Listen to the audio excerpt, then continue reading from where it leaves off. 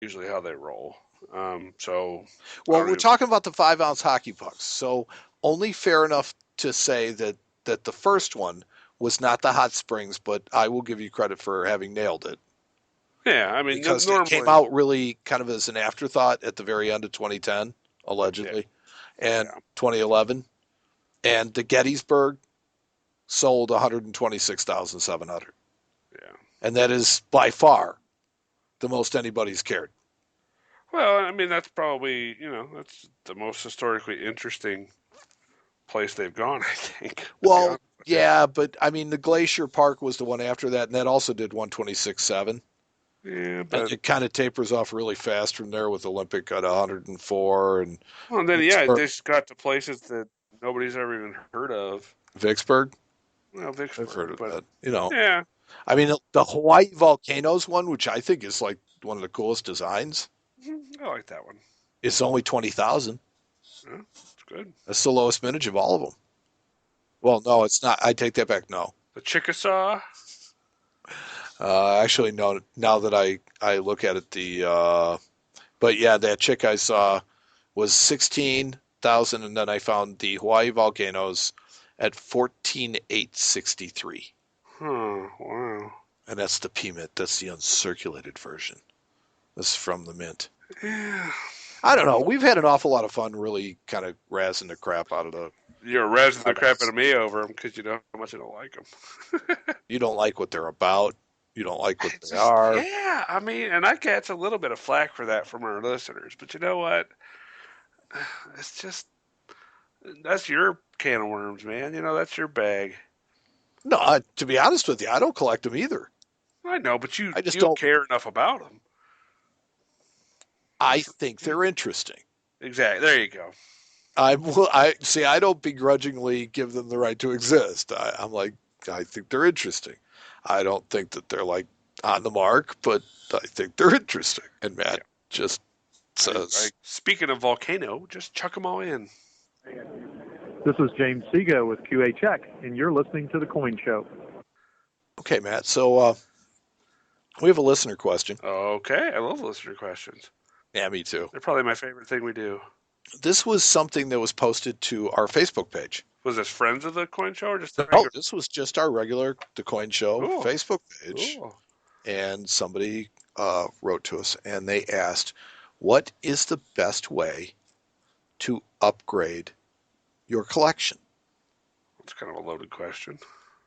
Well, here's the thing. I've long said that I don't think that you upgrade your collection. You're more of the buy the best first and just be done with it.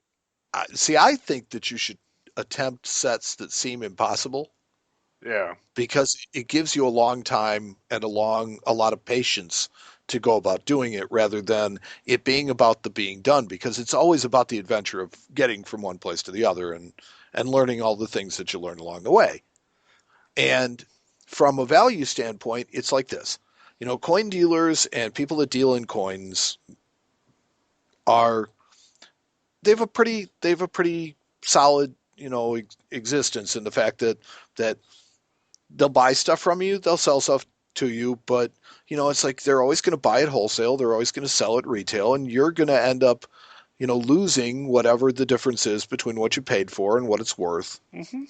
when That's you go to sell off the coins. And it's like a lot of people are very um, they're very disappointed with what they get. They're kind of disillusioned in the fact that yes, even though the price guide says that your 1958D, is worth $3, it's like how I'm many not do you want? interested. Yeah, it's like I'm not interested in it, or I'll give you 2 cents for it, or one of those things. So it's like I said, it's one of those things where I recommend to people. It's like, don't upgrade if you decide that you want to collect something in a better condition, then by all means start collecting that whatever set it is, in a better condition. But I would not really count on getting much back out of what you bought. Well, yeah, yeah. I mean, I guess the one thing I would add to that is Not everybody collects the same way, of course. And that's pretty decent advice, I think. But I see a lot of people that come into the store that they just want to have that book filled up and they could care less what that coin looks like if they don't have it. So, those I think this might be the kind of guy that this listener might be is the guy that, he wants to upgrade eventually, but first and foremost, he just wants to fill those holes. So the answer is there really is not a best way to do it. Mike is right. You definitely have to consider what what's going to be involved. Don't expect to get what you paid for your coin unless you've had it for a long time. Um, that's just something that we see. We do get people that get disappointed because, they bought a coin a year ago and they find a nicer one and they have this extra one and they expect, yeah, he's just going to give me back what I paid for it. Well, unfortunately, no. I have bills. I've got to keep my lights on. I've got people, employees to pay, so I've got to make something on every transaction. Um, and if your coin's worth exactly the same as it was when you bought it from me, I apologize, but I'm going to have to pay less than you paid me for it because I've got to make money on it. So, Something else that you mentioned is the people that fill holes mm-hmm. and want to fill all the holes, and therein lies one of the places where people lose the most. Yes. Is because I'll give you an example that you take Roosevelt dimes in a circulating condition, the silver ones, and although it's really cool to have a 48D and a 48S and a 54 plain DNS and 55 plain DNS, it's like at the end of the day, these circulated coins are pretty much worth melt. They go in our melt bucket. They go in the melt bucket, and so yes, it might have taken you a little bit to assemble them, but they're just not. They're not things that are desirable. Yeah, yeah. Or I shouldn't say it that way because it sounds so mean. I'm not. I'm not trying to crush your dream, but it's. Oh no, I would rather. I always tell people. I always say, you know what? I will tell you the truth, and you may not like it, but I will tell you the truth all the time. This is Harley Spiller, and you're listening to The Coin Show. Okay, so Matt, this is a segment I've actually kind of really looked forward to doing. We decided a couple of weeks ago, before the beginning of the year, that we were going to cover a subject that is very near and dear to your heart, but is near and dear to my heart actually too.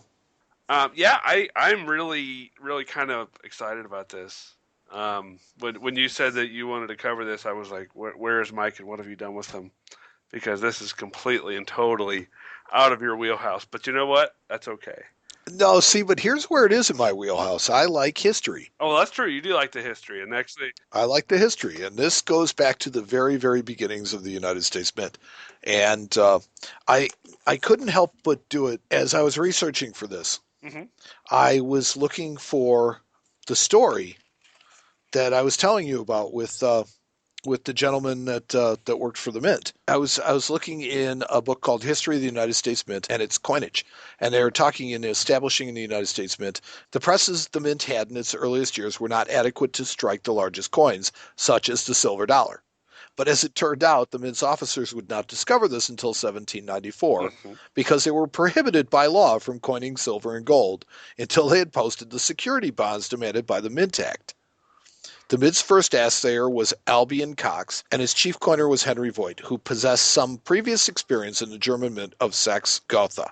So both men were required to post bonds of $10,000 before being permitted to accept deposits of silver and gold for coining. That's a lot of money. Well, I mean, in 1793, it's an almost unimaginable sum.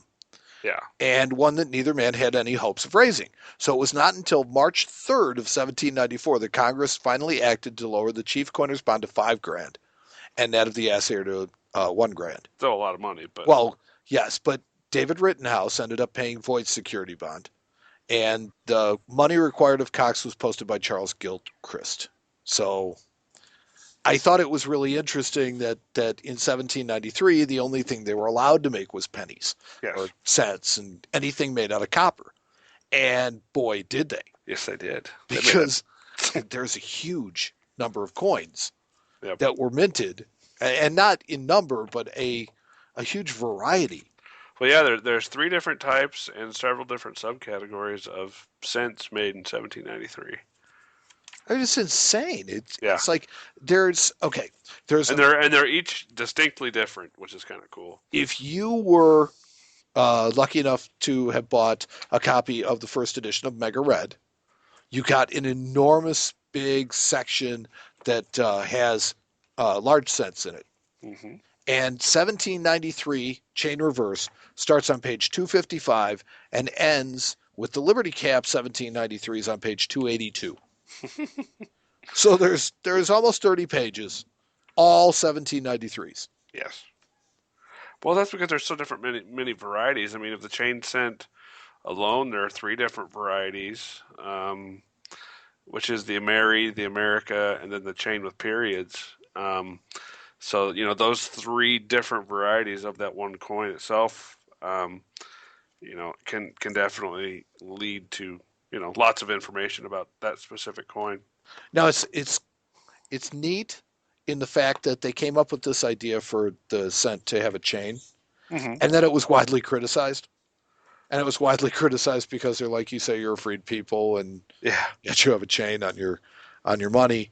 And um, there were also very interesting 15 links in the chain because there was one for every state. Yep. And by 1793, Vermont and Kentucky had joined the Union. Hmm. I also thought something that was really cool about these old cents was the elaborate edges of the Oh coins. yeah. Because 1793 has some of them have a vine and bars edge. Yep. They have a vine and bars edge. They have a lettered edge. Mhm. They have plain edges. They have Well, I don't think the plain edges were by design. I think no. they were supposed to, but yeah, Definitely not by design, but it did happen. yeah. And And the lettered edges, let's see, yeah, the lettered edges were mostly there's no lettered edge chain cents. All the chain cents are vine and bars edge. yes, that's correct. And if I remember correctly, it was one of the lessons that you taught me when we sat down at that dealer's table. Uh And huh. which was it? It was a half cent. It was a vine and barges edge half cent, so it was a 1793, Hmm. and it was like or AU 55 or something like that. No, it was MS65 red. MS 65. Red, It was or no, it was insane. MS65 brown. Yeah, Brown, yeah, yeah. but it was a It's three-quarters of a insane. million dollar coin. It was cool.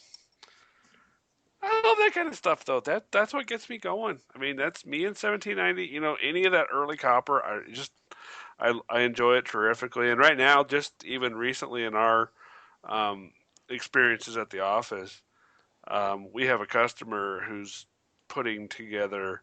He and this is kind of funny that the about the upgrade question from earlier, but this customer had 21 sets of large cents, and he has consolidated them down to I think four. Wow. So he has upgraded some. He has just done away with some, but he used that money that he got to kind of go after some of the coins like this. Like the 1793. Yeah, and we we put a Liberty cap in his collection last year, and he bought a chain cent last year. We do still need a wreath cent, but Now the total midage on chain cents was 36,103, and it's assumed. yeah, It's not hard records or anything like that. Um, let's see, they were mostly delivered. Let's see, the chain cents were minted early in the year. yeah. I think the kind of the general assumption is that they assume that the chain cents were the first coins they made. Yeah. And they have the Ameri and the America and period after Liberty, the date. And then they went to the wreath design. And what I think is noteworthy about the wreath design is either it struck a whole lot better or they strengthened the Depth. relief, yeah, for Liberty. Yeah, they did. They kind of accented the hair a little more, um, and kind of changed the profile a little bit, I believe, of the face to make it a little softer. Um, and then obviously they added the wreath, which I think the wreath obviously became an iconic part of American coinage rather than the chain. Well, it stayed it or some version of it stayed on so many denominations of the coin that we made, particularly Descent. Mhm. Think about it. It's all the way to the end of the